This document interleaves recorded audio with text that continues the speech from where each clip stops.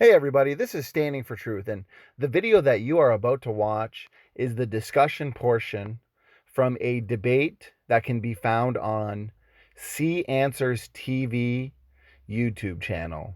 This is a debate between Dr. Walt Brown and two evolutionist professors. Not too many people know about this debate, and the discussion portion especially is very engaging, very informative, and I would say is a must watch. Therefore, I hope you enjoy the discussion portion here. And if you want to watch the rest of the debate, it can be found on, like I said, C Answers TV YouTube channel. Thank you so much and enjoy. During this portion of the debate, during the dialogue section, again, the rule on religion remains in effect, which is that you cannot use religious writings or doctrines to support a scientific claim, nor can you ridicule a religious belief. There's another set of rules that are going to be taking place here that, again, you won't necessarily know are going on, but I'll just kind of explain it to you so you can have a better understanding of how it works. Each side can speak for 2 minutes uninterrupted. So if Dr. Richardson starts speaking, Dr. Brown cannot interrupt him for 2 minutes at any given point in the process. If somebody interrupts before the 2 minutes are up, they lose a minute, and the other side gains a minute.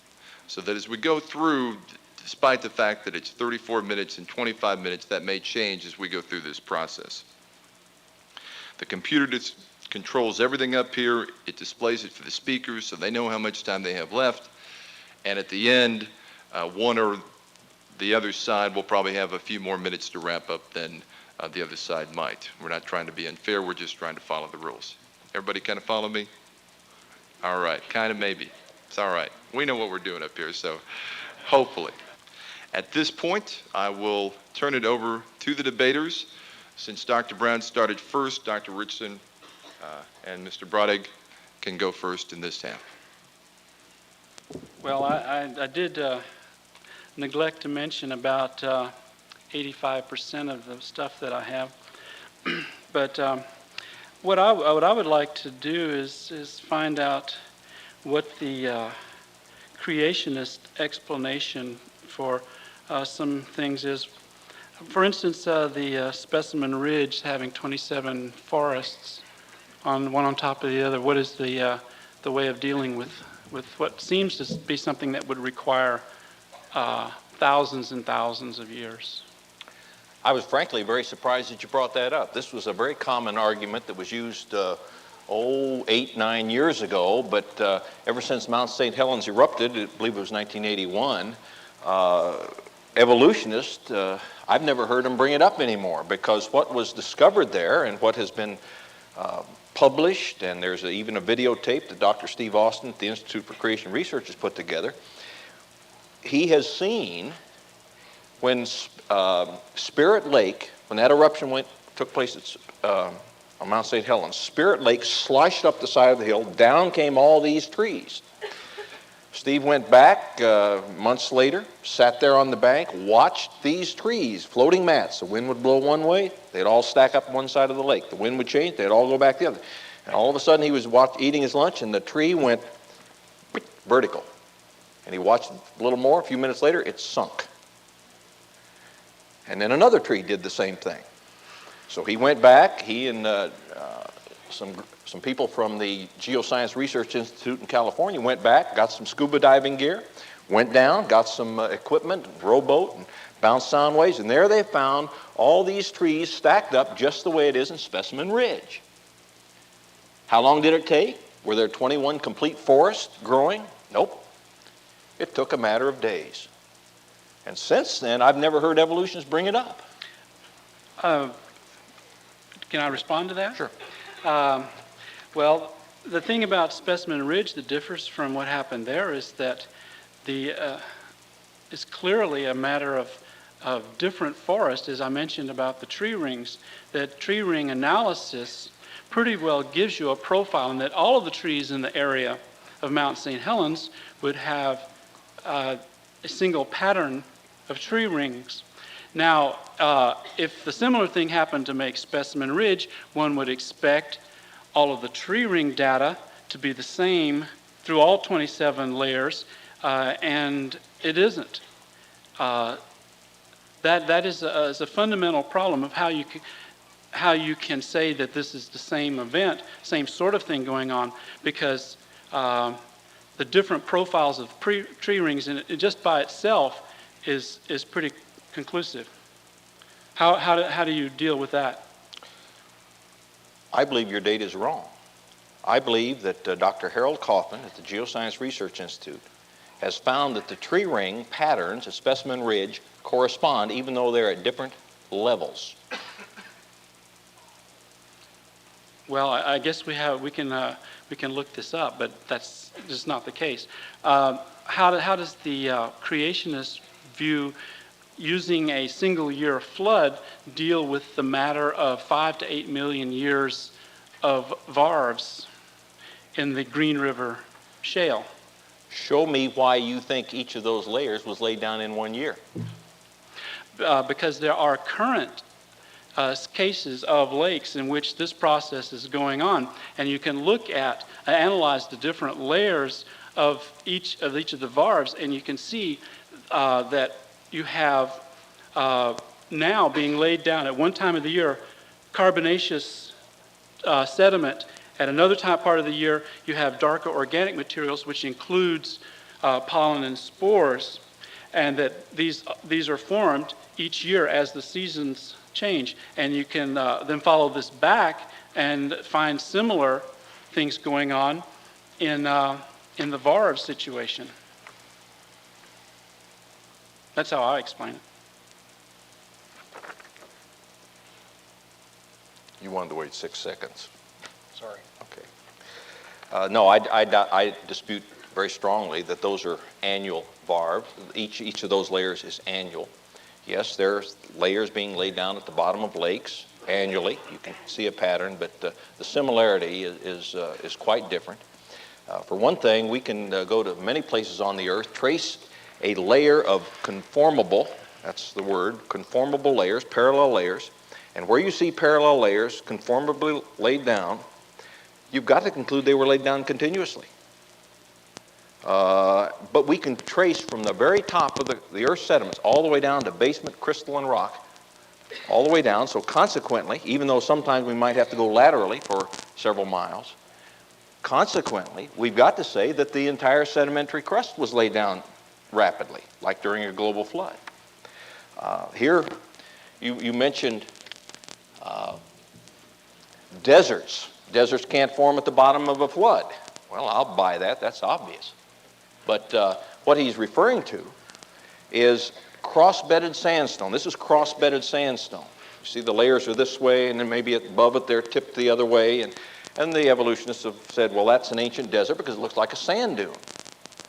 Well, here's one that I'm standing in front of where you see the angles of these cross-bedded layers. You see them very, very steep, like 70 degrees here. How steeply does sand stack up on sand dunes? The angle of repose of sand is somewhere between 31 and 32 degrees. How could you ever get sand being that vertical? I say it's got to be wet. Furthermore, how do you get such uniform hardness throughout it? This is part of the Coconino Sandstone that can be traced from eastern Arizona clear into the Grand Canyon. The hardness is uniform. You take a layer of sand, 500 feet thick, and you cement it uniformly, and I'll concede the debate to you. Okay, fine. Thanks. Well, the thing is that you're saying that you don't believe the data that support the 5 to 8 million years for the varves. I mean, that's an opinion, and the thing is, not all opinions have equal weight, that there's really no evidence to support your opinion that these are not basically annual events. And in fact, the man that did the work on this initially, and this was published in 1929, so, you know, there have been perhaps some data points added since then, but basically the story is very similar. And he found that there are cycles of thickness. There's one cycle that corresponds to sunspot cycles. That was about 11.5-year cycle. There was a 50-year cycle that he couldn't explain, and then there was a I think it's 12,000-year cycle, which seems to correlate to the precession of the equinox. So that there was the fact that there was these correlations related to independent time events lends some support to the notion that these were annual occurrences. This switches back and forth, and it also leaves unanswered the question of how extremely fine sediment can settle out during turbulent conditions. All the shales are composed of extremely minute particles, and it takes a long period of unturbulence, non-turbulent conditions for these clay particles to actually sediment. If there's any kind of movement, which one would expect if you had all these, flooding and things going on all over the place, it would be hard to explain how 600 meters worth of clay particles were able to settle out in a single year. Who said they settled out? I certainly don't. Well, how did they get there? Well, if you were here, I spoke about a topic called liquefaction. I explained how that would happen. Quickly. Did you provide evidence for that? Did I what? Provide any evidence to support that idea? I did. How many heard it here that were here? Tonight? Tonight. I invited you to come. Not tonight, this afternoon. It was there.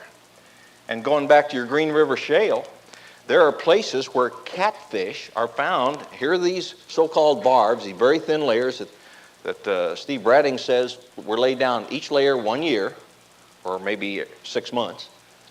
2 layers. And yet catfish span many of those layers. Now, catfish is going to decay in a year's time. So there are many things like that don't fit your interpretation that each of those layers is 1 year. Can you give me, either of you, any example of where macroevolution has ever been observed? Macroevolution. I have not personally observed it. And macroevolution is something that doesn't occur that readily, that we're going to see it. We have enough trouble just observing microevolution going on. We're talking about time frames that are outside of human experience.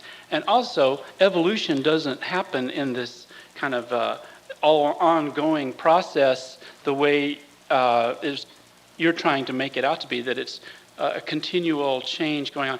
The evolutionary pattern seems to be that when conditions are stable and organisms are doing all right, there's no particular change going on, that you have periods of long stasis, no change, and that environmental conditions seem to bring about extinctions and environmental changes that are providing niches for things to move into, and evolution occurs relatively rapidly in that time.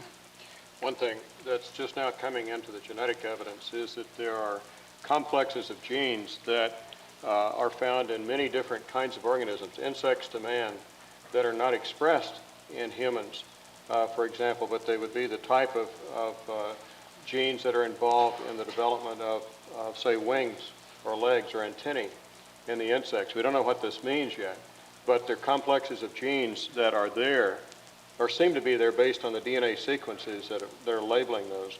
I don't know what that will mean, but maybe that shows a residue or potential for macroevolution.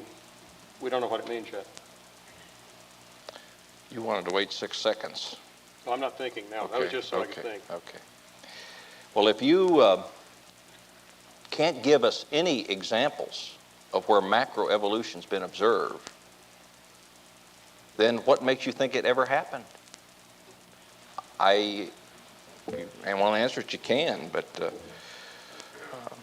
Is that a question? Yeah, go ahead. What makes, well, The notion that one has to observe something for it to be a scientific fact is not correct. Who here has observed an atom?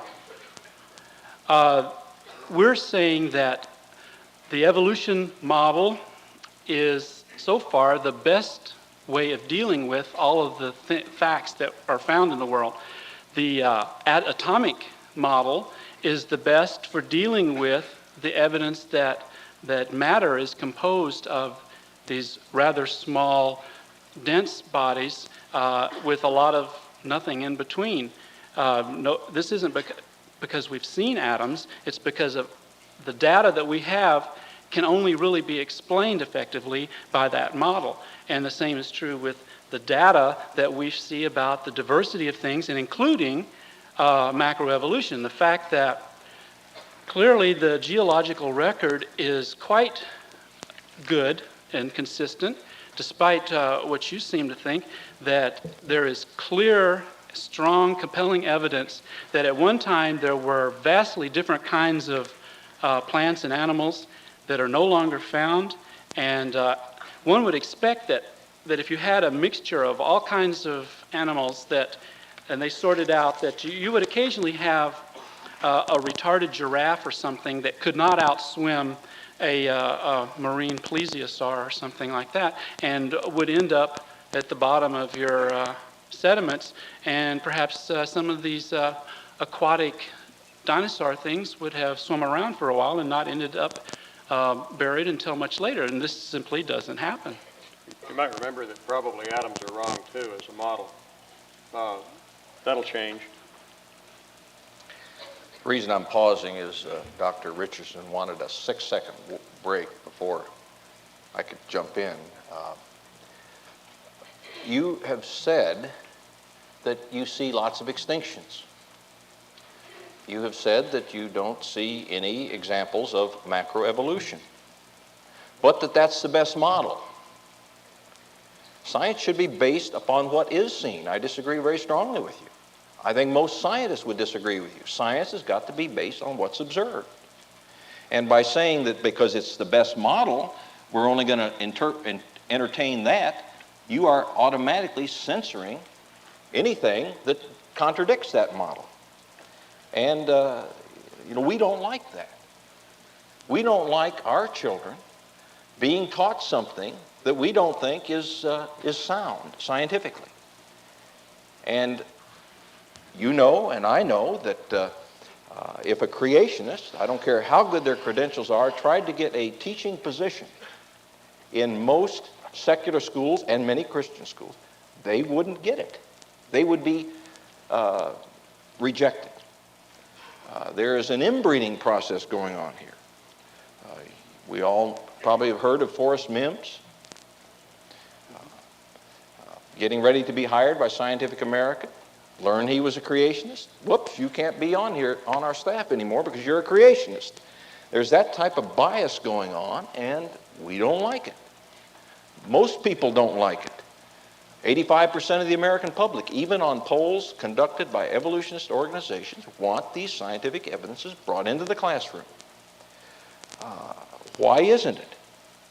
I think there's a real bias going on here, and we're starting to get a little upset about it. I agree with you. In fact, I would carry that even further.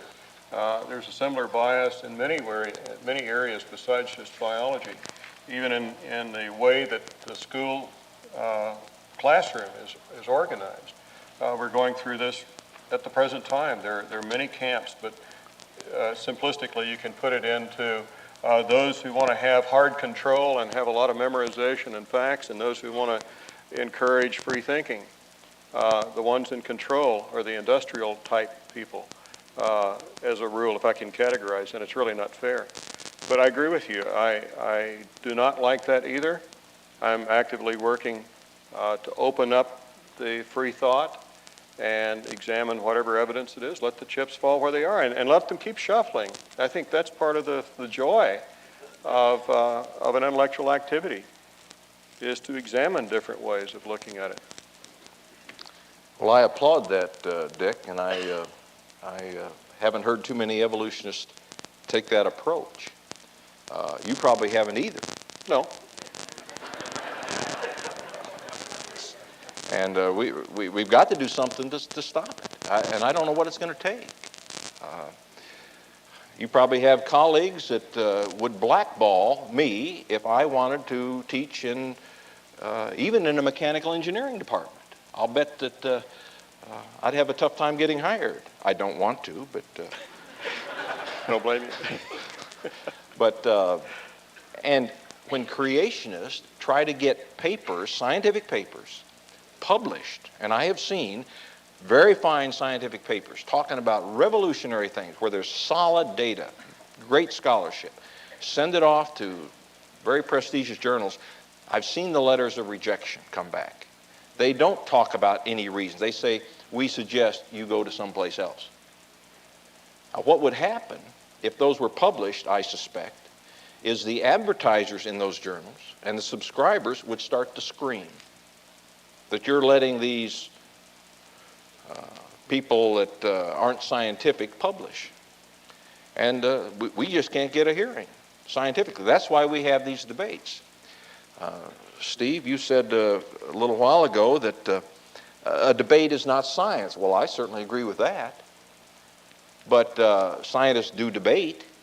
Scientists are arguing all the time. You go into a laboratory, and if you can't find certain camps advocating one little idea versus another, why, nothing very exciting is happening there. So this is not, debate is not science, but scientists debate, and it's a very healthy thing. But what is happening to shut off the debate is creationists are having the door slammed in their face. Students aren't getting all the evidence. They're told what to think, and they're not told how to think. I think that it's even beyond creationist. I think there is a fear to examine different kinds of ideas. I find this in the work that I've done with a number of different areas. Holistic resource management, that's a buzzword for an organization I work with in agriculture. It's unfortunate, but it's not considered to work by most of the people at the land-grant schools. I'm a graduate of 3 degrees from land-grant schools. However, it works, and the people in the field, such as yourself out here, who pay the bills, know it works. So this is not just unique to creation perspectives of looking at evidence. I think it's a general problem of people not wanting to have their intellectual boat rocked. And I enjoy my boat rocking, frankly. I like the white water. One of the things that you mentioned earlier was that you're not happy with the situation, that certain science is not taught. Well, if it were true that the kinds of evidences that you were presenting really represented a scientific perspective, there wouldn't be any problem. That's where the problem is that you are very selective in the evidence that you employ to do things. And typically, it's not by finding something that will support the notion of creation, it's by finding problems with evolution. People that are working in evolution, which is actually a very small number of people, most people are not actively engaged in doing evolution, they don't work by attacking the creationist model, they work by providing evidence for something. And that is what seems to be lacking in virtually all of the creation science that I've seen. Well, I laid out here this morning a theory called the Hydroplate Theory. Do you have any objections to it? I sent it to you. The Hydroplate Theory reminds me of some work that Baumgartner did. Is this somehow related to his work? Well, I'm not in a position to interpret the Hydroplate Theory, frankly. It's not something that I have any expertise in. The fact that I don't know it doesn't mean that I couldn't find a geologist or a mechanical engineer that might explain it to me. I simply don't know anything about it. It's not something that, for one thing, seems very plausible. And, if it's at all related to the work by Baumgartner, it required assumptions of the viscosity change of about a factor of 1 billion in order for these kinds of things to take place, and it just was seemed unrealistic. Now, wait a minute. You said a few minutes ago that creationists are always attacking evolution. They're not laying out their models so it can be attacked. And I just showed you I have laid out a model, not at all related to John Baumgartner's work. I agree. He's got a terrible viscosity problem. Terrible. But here, I've laid one out. And you say, well, others could probably critique it. Why can't you? You'll say, well, I'm not a mechanical engineer. And yet you'll tell me, because I'm a mechanical engineer, I'm not qualified to get into a geology area or a biology area. Right. And you've consistently shown this business about all of these VARV business and all this. That you really have never answered the question of how you can explain in this 1 year a settling out of these things and of the sediment in general of being at least a mile thick. How you can have that much matter suspended in water, and it's just mind-boggling, really, how this could relate to anything in the real world. Do you feel like perhaps these things did not sediment? I don't know. Well, I spent about 15 or 20 minutes here this afternoon going through that explanation. Now, I can't do it here again for you, but if your mind is closed to where you're not willing to look at this explanation, then I can't help you. These people who are here know that I'm saying that those clays didn't settle out and that produced the sorting. They were dumped. Liquefaction occurred on a wholesale scale. 12 hours and 25 minutes of every completed a cycle. That sorting took place very quickly. That same sorting sorted out dead animals and plants, sorted them out in the evolutionary order.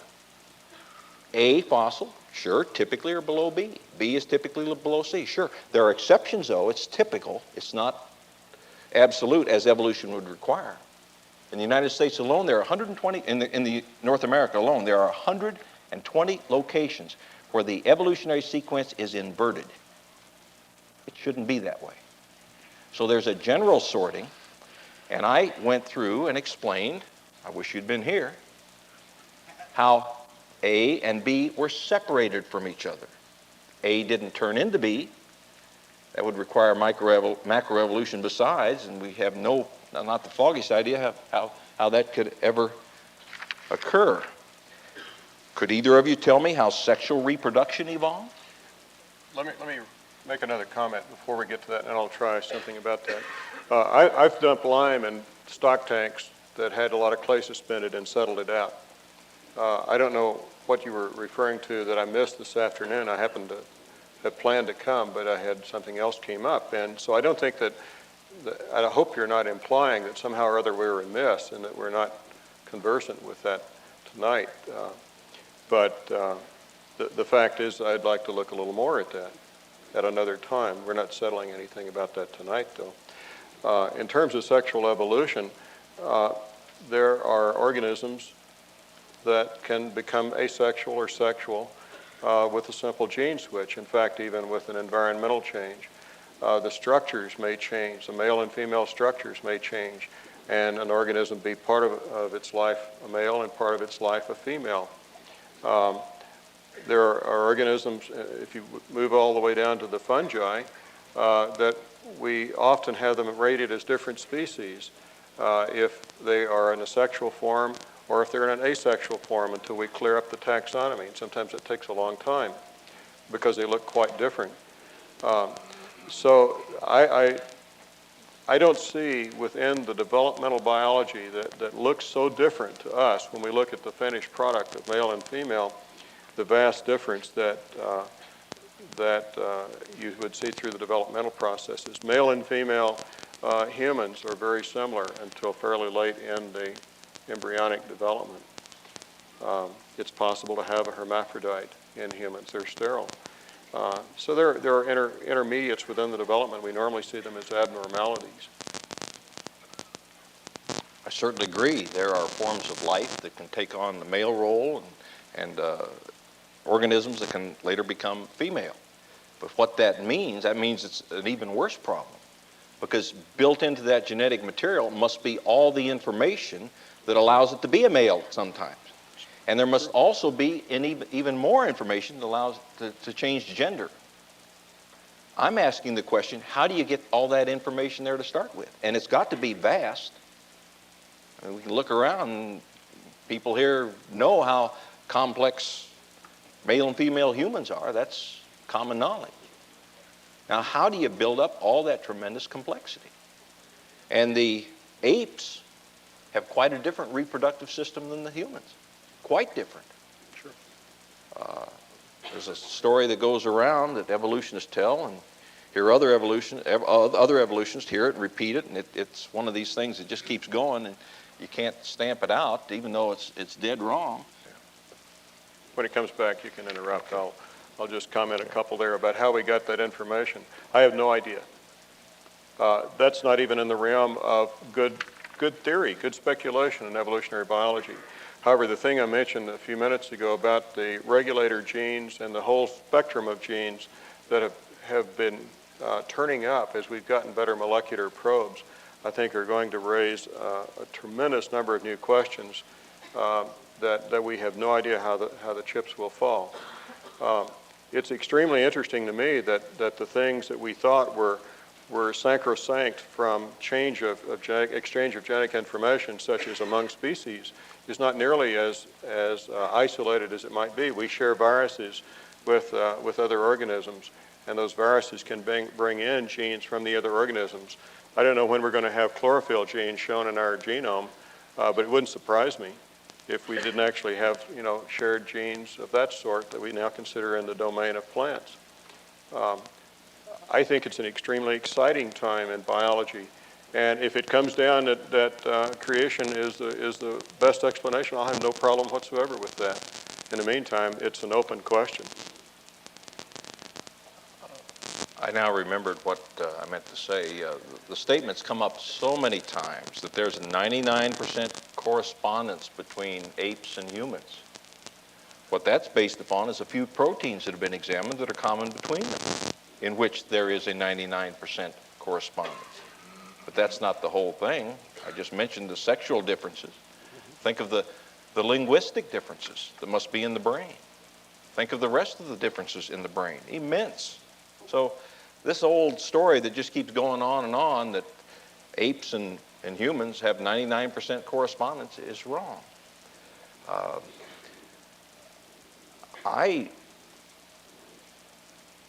Steve Bratting,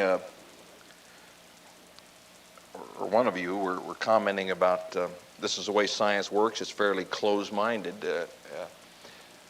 There's a very classic book written on the history of science by Coons.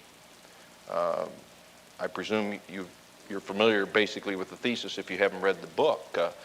It's called The Structure of Scientific Revolutions. And what it points out is that theories, and really the word he uses paradigms, it's a very global way of looking at things. Paradigms have a life of their own. Professors teach it. Students learn it. The best students come back and become the next generation of teachers. Pretty soon, anomalies start to crop up. You see that this paradigm doesn't quite fit. Maybe the Earth really isn't flat. We see ships sinking in the horizon. We see solar eclipses, lunar eclipses. So we start to say, well, maybe that paradigm isn't correct. But still, the academic establishment is in control. They're not going to hire anybody that's coming and saying the Earth is round, not flat. And so pretty soon, the amount of anomalies becomes so enormous that paradigm is thrown out. It's a revolution. I think we're having that happening in this origins issue, because the people with the opposite point of view are not allowed to get their word in the taxpayers, the schools that the taxpayers are financing, and yet 85% of the taxpayers are wanting this information in. Well, I agree. We're definitely in a time of change. We're in a time of change. I think that we're beginning to not look at things quite so mechanistically and reductionistically. You see, that dates back to Aristotle, but it really got into its own with the Industrial Revolution, where human beings, where the ecosystem and all was considered just a gigantically complex machine. And you could pull out a spare part and stick it in where it wasn't working right. That's not true. We're learning now that when you change anything, what we say tonight, in fact, has manifold effects.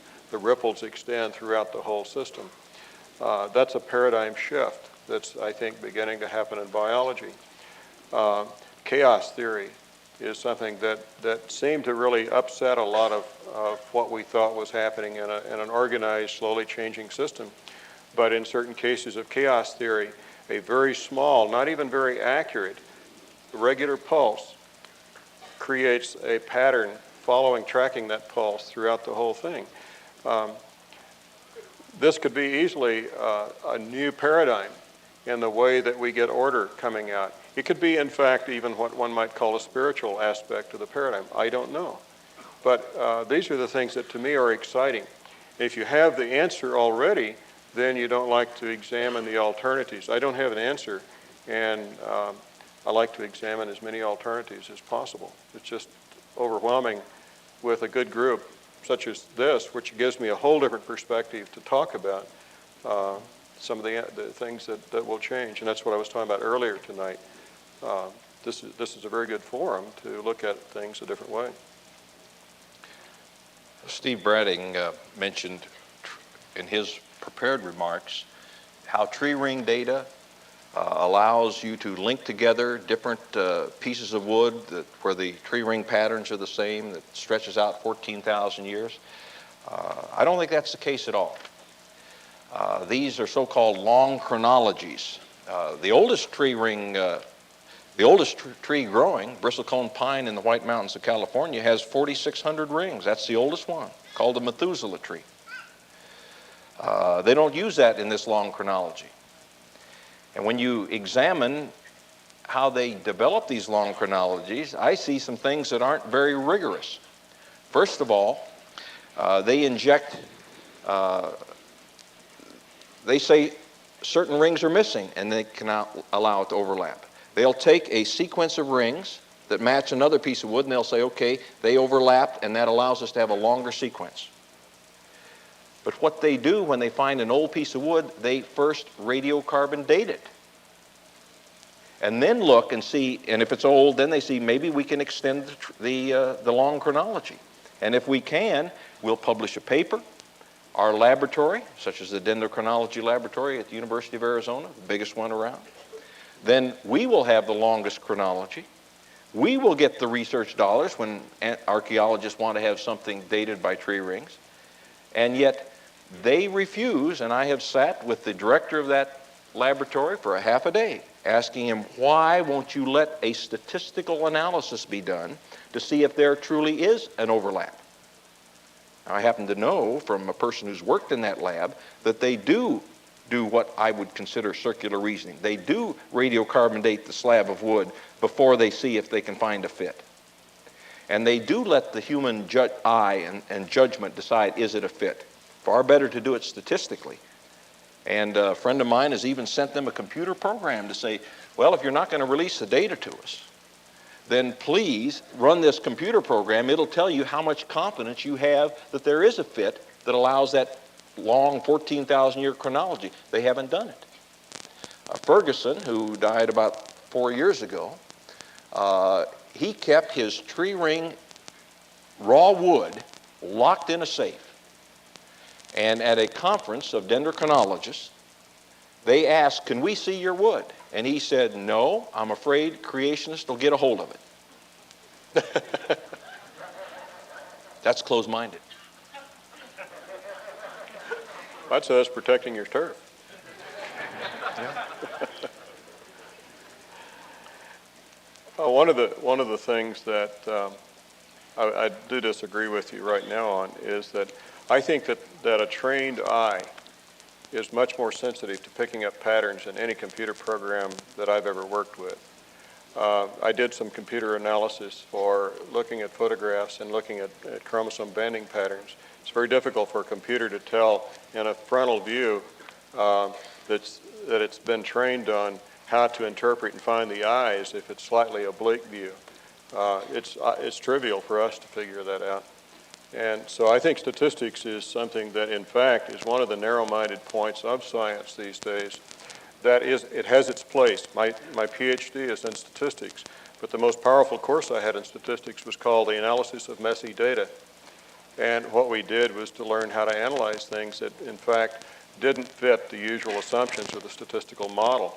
But I challenge you to publish a paper in Science today without having some statistical analysis. That's part of the dogma of science, and it's used, as I think you might infer, as an attack on the kind of data that you might have. It's anecdotal data, but I think it contains important information, and then carry it on from there, maybe with experiments, maybe not. Depends on the area that you're working with.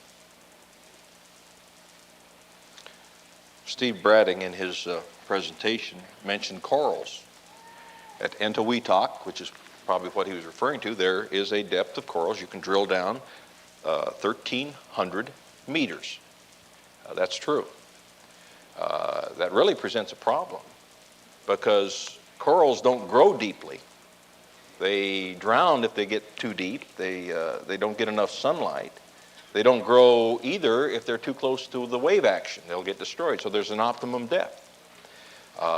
Corals can, many people were in here, heard me talk about how sea level was much lower after the flood.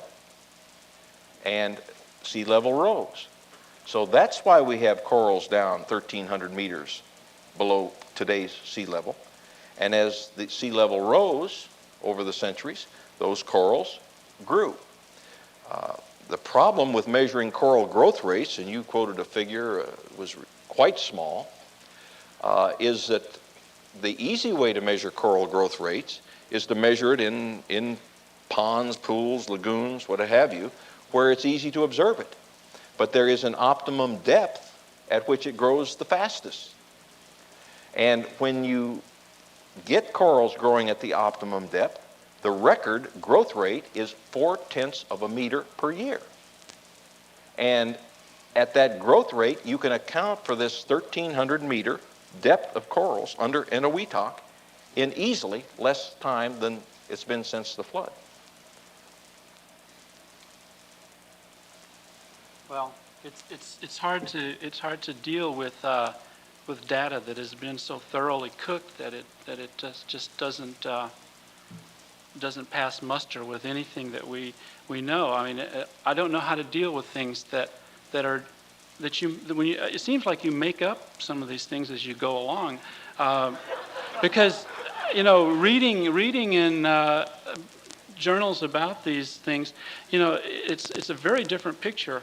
We're looking at coral reefs that are growing at, if you assume close to optimal growth rate, most corals, and this particular type of coral, now 1 centimeter a year is about as well as it does wherever it's growing, however high it is. It may not, it doesn't do as well as that in some cases. So what we're looking at is the minimum age, and it clearly grew faster than that.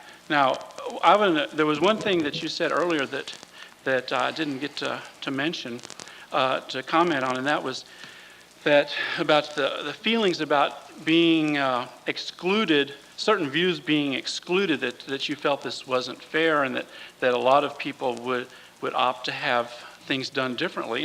And I would agree that probably are some things that should be done differently in the way science is taught. And I think part of this is due to arrogance of scientists who are people. And also it's due to the fact that many times the teachers are not well trained enough to understand these things, to explain them thoroughly. And so they just kind of parrot what they think the situation is. And that's an unfortunate situation. What point I would like to make is that science is not conducted by an opinion poll. The fact that bothers you that things turn out a certain way is really irrelevant. If you looked at people in an airplane that was about to crash, I bet you all of them would vote to suspend the law of gravity. And what good does it do them? I mean, wanting nature to be different than it is pointless. I mean, the fact that you don't like the answers that you get I'm not complaining about not liking the answers. I'm complaining about the data not coming in. I'm complaining about you not knowing about coral growth rates that are published at 0.4 of a meter per year. And this is It's not published. it's not the same coral that is fossilized in the reef that I'm talking about. I mean, there are different kinds of corals, species of corals, and they all have different form and they have different characteristic growth rates, and this is somehow getting lost in the shuffle. All I'm saying is there are published reports of coral growth rates. I don't know if they match the Endowitox species or not.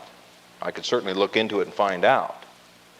If you were prepared to get this brought into the textbooks, if it was consistent with the theme I'm making, I'd be happy to dig into it and find out. But there are published reports of coral growth rates at 0.4 of a meter per year, and I'll give you the references. Now, Arthur Strehler, I've read that book. I mean, he is misrepresenting what creationists are saying all the time. And that's why I have advocated, and maybe you've heard, I suppose you've checked with some evolutionist organizations about some of the things I do when I'm in a situation like this. I think we need to have, in order to have sanity brought to this issue, we need to have responsible people on both sides of this issue be willing to put their evidence supporting their view down in writing and let the others rebut it.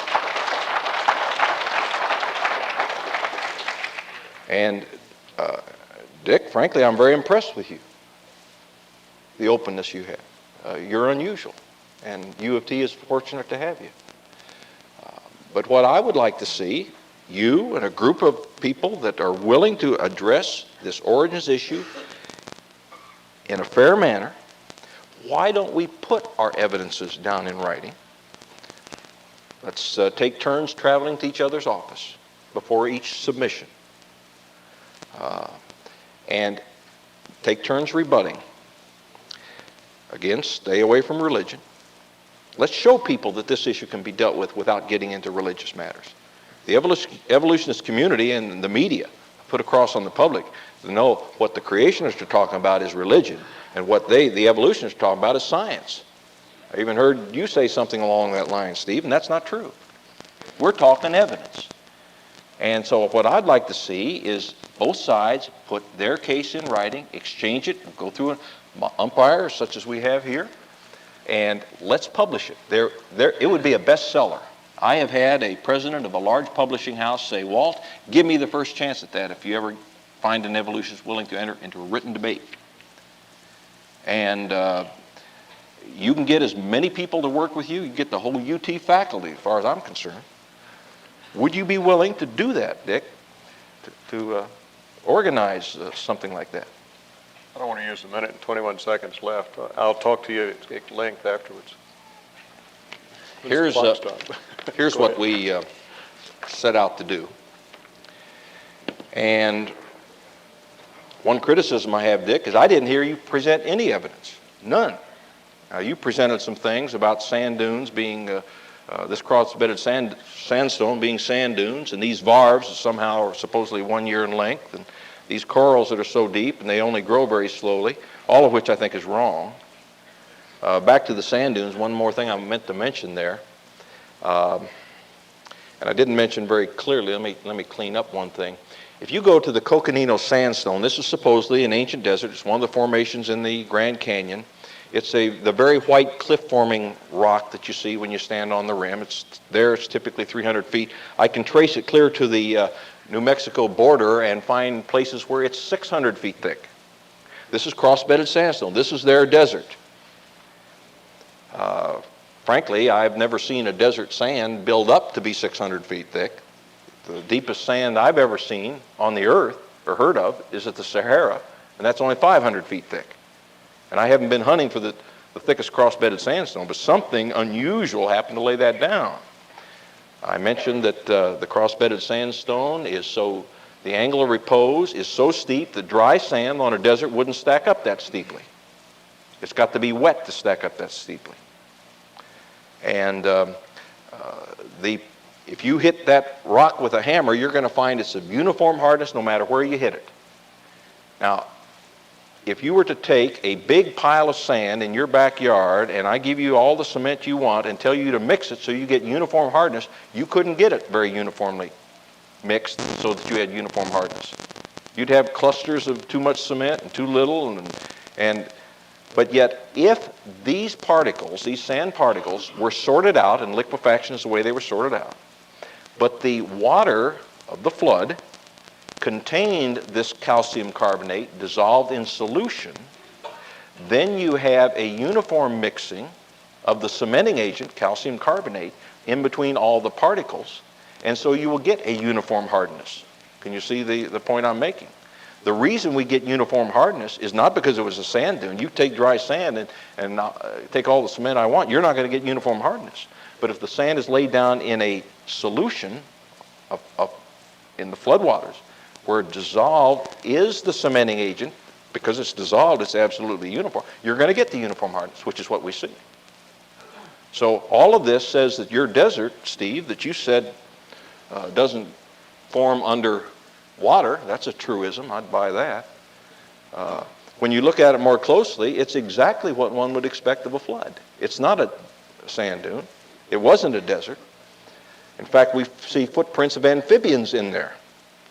Amphibians don't live in deserts. That's a new one. I mean, I've seen toads in the desert, actually.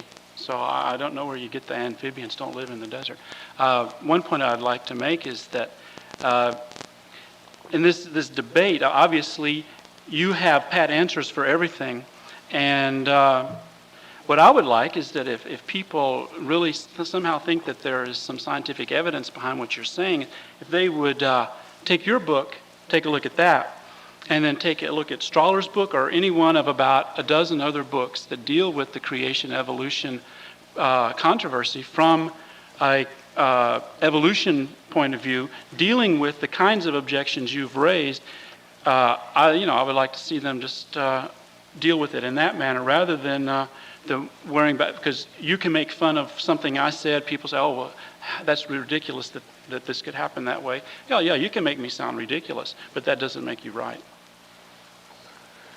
Arthur Strahler, I'm sure, knows that I have asked him, I didn't ask him in a direct letter to him, but I asked him in a publication, the same one that you've got in your briefcase there, would he be willing to enter into a written debate on this? I've not heard from him. He knows I'm interested in doing it. He knows that he is certainly a good spokesman for the other side. He certainly studied it. He has certainly misrepresented me in that book. He didn't dwell on it too much, but he said some things that were just completely in error. Strahler will not enter into this written debate. So I think the evolutionists are just closed-minded, frankly. Now, your time is up, or almost up. You got 10 seconds, so maybe you want to hold on to it. I've laid out quite a few things. There's 4 times as much in the book I sent you. They're not pat answers. They're documented. And frankly, I don't think you've touched on one of them. Fruit fly experiments, they were certainly intended, it was Morgan that began them, certainly intended to try to cause macroevolution to happen. It has not worked. Nobody is saying today that they think they can get macroevolution out of the fruit flies, that they started out trying to do that. Weissman tried chopping off tails of mice, hoping to get some mice growing without tails. Never worked. What did they do? Go through 100 generations or 50 generations, something like that? Mutations. This is the mechanism that evolutionists say is going to produce new genetic material. But what we've learned in the last, probably it's been 50 years since the neo-Darwinian interpretation that brought mutations in as their mechanism. What we've learned is mutations are so destructive.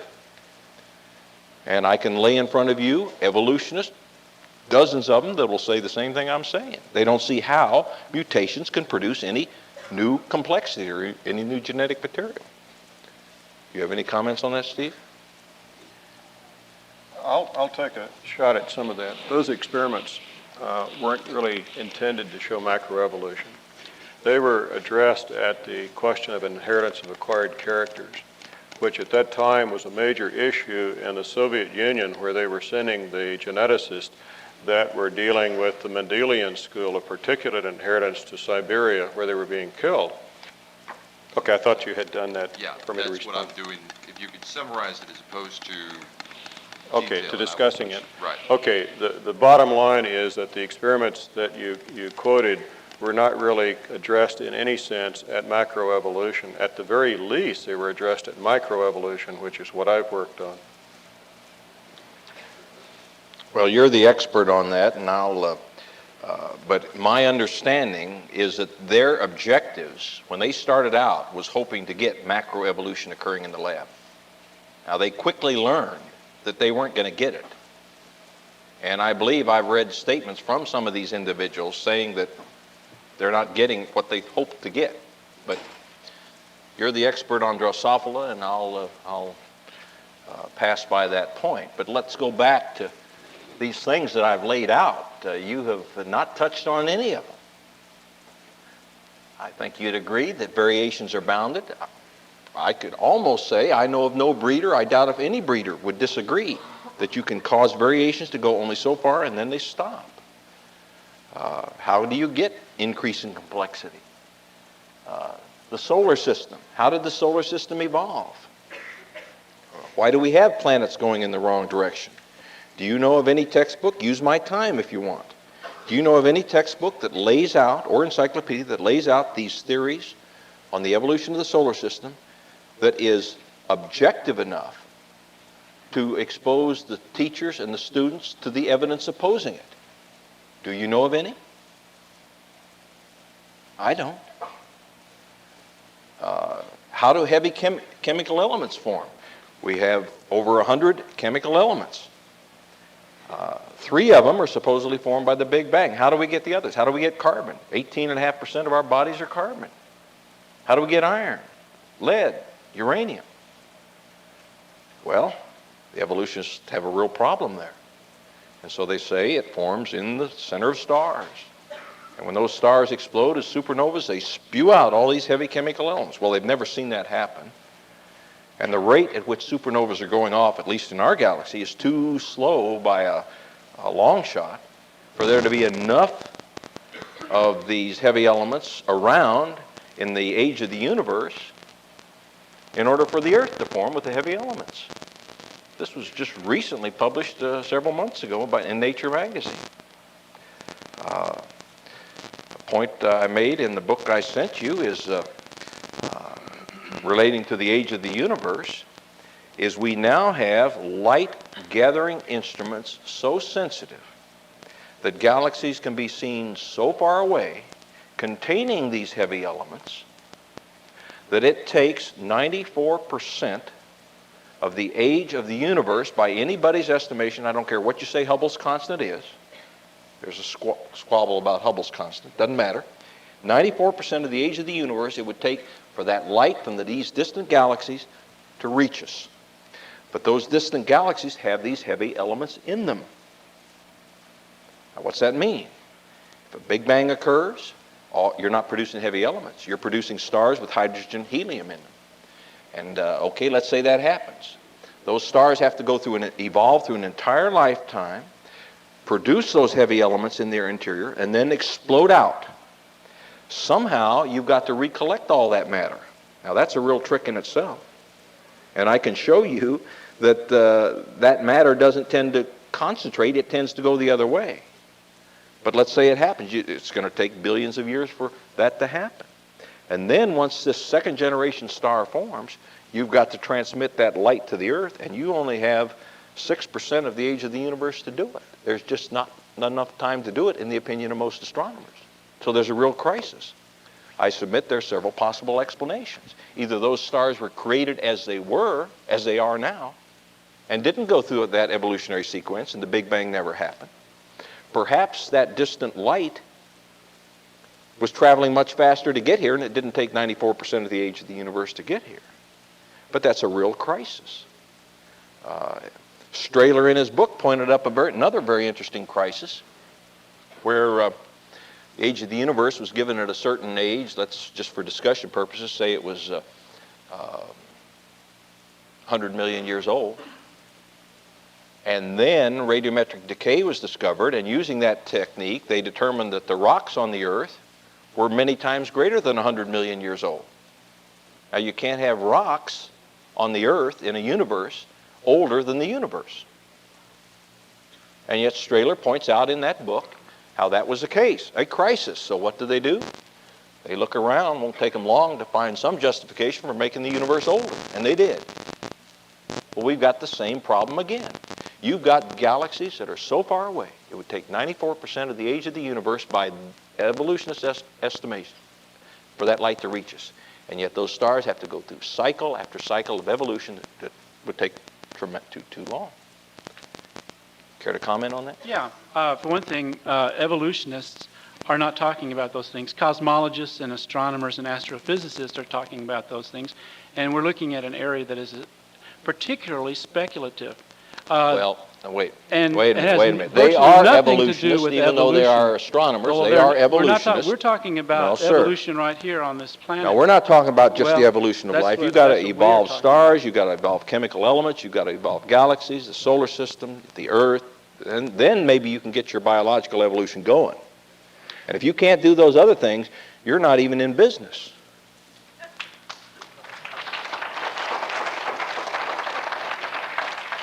Can I say something more? Now, let's wind this up. Okay.